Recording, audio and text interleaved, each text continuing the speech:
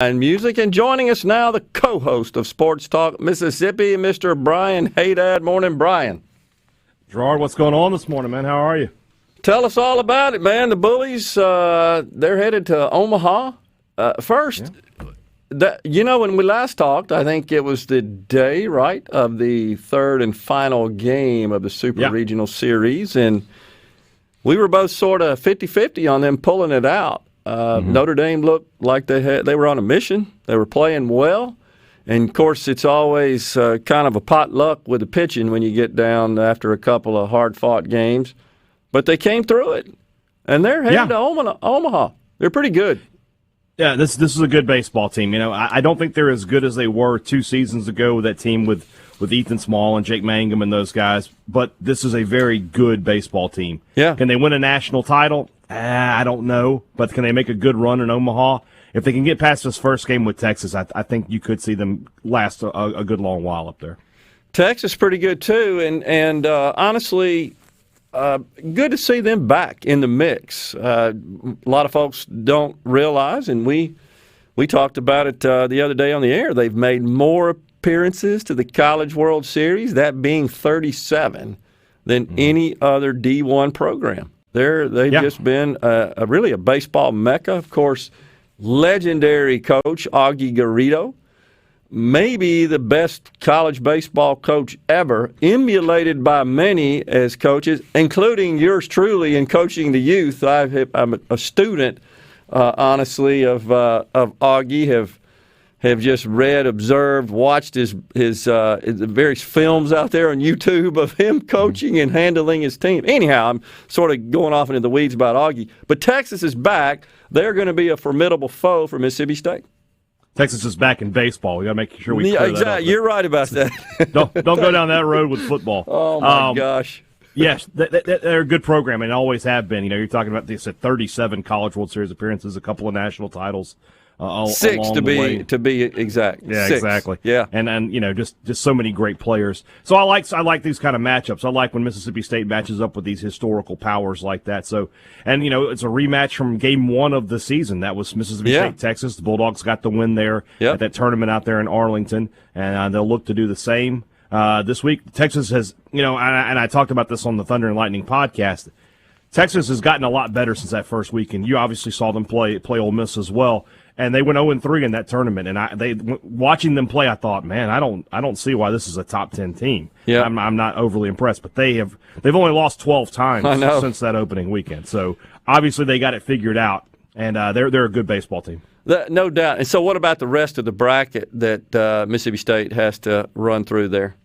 Well, obviously, you know, we saw Tennessee a lot here in the SEC. That's a really, really good team on this side of the bracket, and they're very hot right now. You know, they handled LSU pretty easily up there in Knoxville last weekend, swept through their own regional, and made a good run in Hoover as well in the SEC tournament. So they've been playing great baseball here at the end of the season. Virginia is sort of the underdog in all this. They were a bubble team that has just made a great run. You know, hasn't played a game at home, played every game over in Columbia, South Carolina. You know, as that super regional they got to host, even though South Carolina wasn't there. Yeah. That was on the other side, that was crazy, wasn't it? That was weird. I wasn't a fan of that. Well, I mean, the NCAA, they could have. I'm sure you and I could talk about the NCAA for a long time. That's a discussion for another day. Yep. Other side of the bracket, you know, you've got Vanderbilt over there. They're probably the favorite, if we're being honest. But they got to play Arizona, who you saw as an Ole Miss fan, and you know they can swing the bat. Whew. So that matchup tomorrow night, Kumar Rocker versus those Arizona hitters, is going to be something to watch. And then you've got Stanford, who I think is playing with a little chip on their shoulder, and North Carolina State, who took out Arkansas, so they're playing really well right now. This is a very intriguing field in Omaha. Vanderbilt's the favorite, but I don't know that they're the overwhelming favorite. Any one of these teams could get hot and win this. I won't be surprised by, outside of Virginia, if anybody comes away with the win here, I'm not going to be overly surprised. Yeah, I think you're right. It surprised, first of all, that Stanford took care of business in Lubbock. Handled them. I really had Tech going. You know, that, of course, that's my son had the opportunity to play out there. But that was surprising. Of course, Virginia was surprising. And who could be more surprised at any team other than Arkansas? I mean, you kind of I had them penciled in to be the odds-on favorite to win the whole deal. A lot of people had them pinned in, probably had them in Sharpie and permanent ink to win it all. That was one of the most surprising, not just in college baseball, but in sports upsets, especially when, it's a 3-game series. You win the first one 21-2. And you think, okay, well, I mean, thanks for coming. Here's your consolation prizes. And North Carolina State, nobody believes in us is such a tired cliche in sports. It's like a movie thing, right? But nobody really believed in North Carolina State outside of the people in their own locker room. And they got the job done. And to win in the fashion they did, they're dangerous. They're dangerous up there in Omaha. Yeah. Well, as you well know, Brian, trying to predict, project, and handicap baseball relative to the other sports. That's why if you're a true, really hardcore addicted to gambling gamblers, they bet on baseball because that's the biggest roll of the dice ever. You know this, even teams that are not very good overall, they got a number one pitcher that can mow down everybody else. Every one of those teams. In postseason play, that's always a difficulty. You see a team that's the 4 seed, you're like, oh, the one should handle them easily. Everybody's got one guy that they can count on and to throw 7 or 8 innings and strike a bunch of guys out. So, yeah, you're right. I mean, that's why, baseball is a sport that my money doesn't go on betting baseball very often. I'll just put it that way.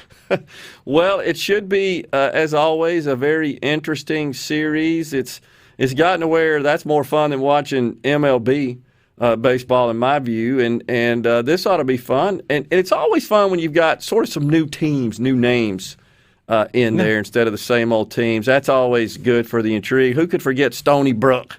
The Cinderella story of all time in college baseball, going through LSU there. But and even 2 years ago with Michigan, I mean, Michigan, we all know them for football, but for baseball, what did you know about Michigan? But they made it all the way to the national title series. That's exactly right, and kind of unexpectedly. So it ought to be fun. Vanderbilt looks strong, I think, coming out of the SEC. Tennessee, when's the last time they went? I can't remember. It was like 2005, something like that. It's been a long time for the Volunteers. It's not their normal deal, but they got them a pretty good coach up there, Brian.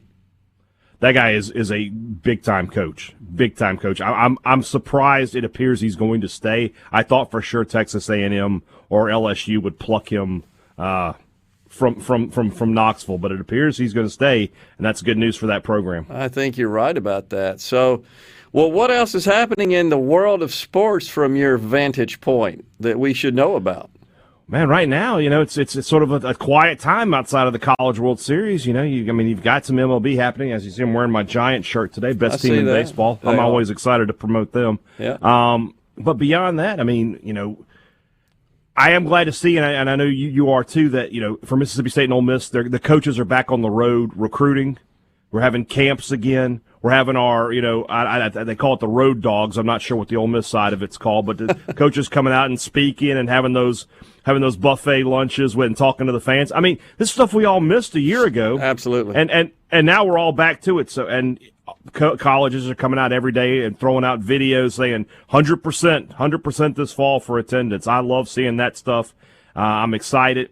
And, we're only a couple weeks away from SEC Media Days and sort of sliding into football. And, we're almost here, Gerard. You think about a summer ago, and all we had to talk about was the state flag and whatever else we could find to talk about, Korean baseball and whatever we could get. And now, man, we're all back up and running, and it does my heart good to see those kind of things. I'm very happy to see it. I totally agree. Don't you think we're going to see packed houses in the stadiums, though, this fall? I would be – you think about, like, Mississippi State's first game is against Louisiana Tech, 3 o'clock in the afternoon. So it's going to be hot.